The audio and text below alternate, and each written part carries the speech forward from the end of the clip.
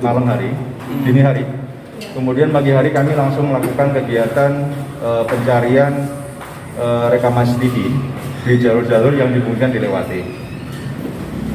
Kekurangan kita, kamera-kamera yang terpasang, kami sudah dari kamera Polres Center Polda, kemudian punya kita sendiri, kemudian punya masyarakat. Karena malam hari, kemudian lampu mobil itu menyala terang. Ketika di zoom, itu kendaraan plat nomornya kurang jelas terlihat. Nah, untuk itu kami sampai sekarang masih melakukan penyidikan terus. Kalau rute kami sudah tahu, ya, rute larinya mobil ini, jenisnya kita tahu. Namun untuk identifikasi kendaraannya sendiri yang kita belum secara jelas ya, kita belum dapatkan karena masih ada kesulitan kemampuan kamera kita yang bisa. Bang, mungkin himbauan Bang untuk pelaku tabrak lari itu Bang, apa Bang dari Satlantas Polrestabes Palembang Bang? Baik, untuk pelaku yang kebetulan jika memonitor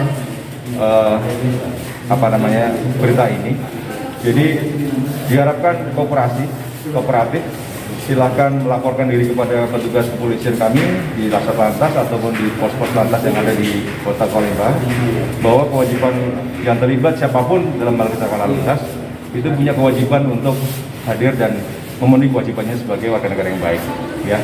Jangan melarikan diri kemudian kita tidak mengabaikan sekali kepada korbannya.